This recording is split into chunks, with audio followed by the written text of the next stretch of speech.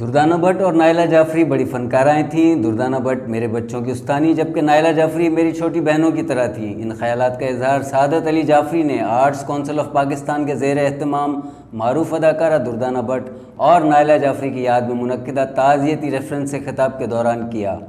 Durdana but کی بانجی ملیہ انہیں خراج عقیدت پیش کرتے ہوئے آپ دیدہ ہو گئیں۔ Senior T V producer Iqbal Latif نے کہا کہ دردانہ بٹ میری ڈوڈی آپا تھیں۔ میری بیٹی صدرہ اقبال آج جو کچھ بھی ہے اس کا کریڈٹ دردانہ بٹ کو جاتا ہے۔ نائلہ جعفری مجھے بھیا کہہ کر پکارتی تھیں۔ کلثوم آفتاب نے کہا کہ دردانہ آپا پروقار شخصیت کی مالک تھیں، جبکہ نائلہ جعفری اپنے کردار میں ڈوب جاتی تھیں۔ ڈائریکٹر عمران شیرانی نے کہا کہ دردانہ بٹ نے اسکول ٹیچر کا کردار ادا کرنے کے لیے کوئی معاوضہ نہیں لیا۔ نائلہ جعفری نے سرجانی ٹاؤن میں قلت آب کے دوران علاقہ مکینوں کو پینے کے پانی کے ٹینکر فراہم کیے۔ افسوس ان کے جنازے میں کسی فنکار نے شرکت نہیں کی۔ سینئر میک اپ مین کمال الدین احمد نے کہا دردانہ بٹ بہترین معلمہ اور نائلہ جعفری بہترین اداکارہ تھیں۔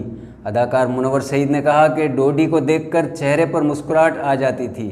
زندگی میں پہلی بار جس خاتون کو موٹر سائیکل چلاتے دیکھا وہ دردانہ بٹ تھیں۔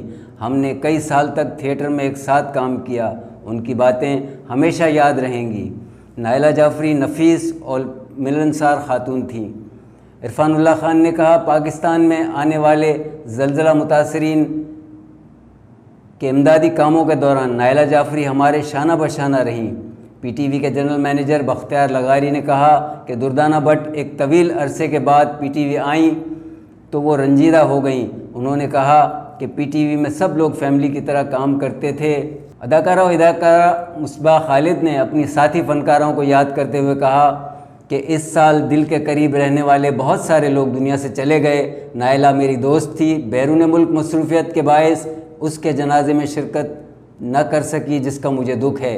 پی ٹی وی کے سابق general manager M Zaheer Khan نے کہا آپ روز دوست نہیں بناتے، ٹی وی پر دوست کم ہی بنتے ہیں، سب فنکار ہوتے ہیں۔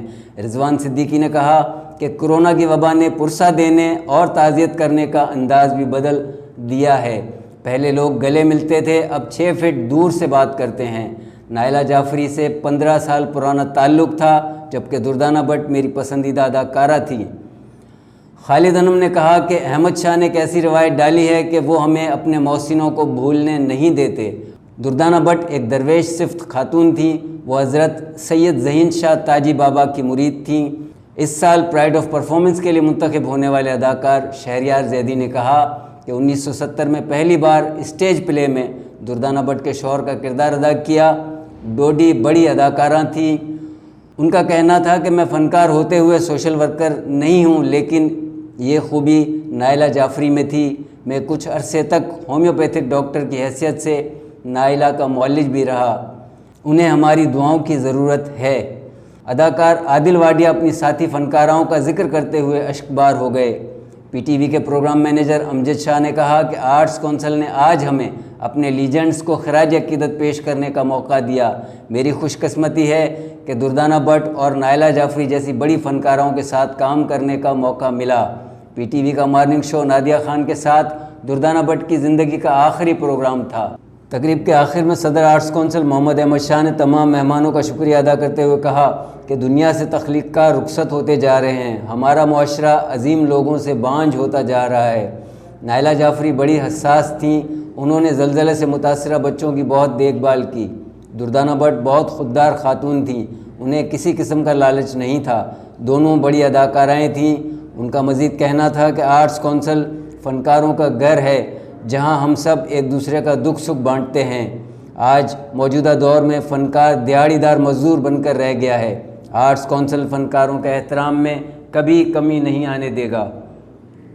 اس تقریب کی نظامت کے فرائض ڈاکٹر ہمام میر نے انجام دیے۔ اس موقع پر سیاسی و سماجی شخصیات، آرٹس کونسل کے ممبران، عمائدین شہر، صحافیوں سمیت فنکاروں کی بڑی تعداد نے شرکت کی۔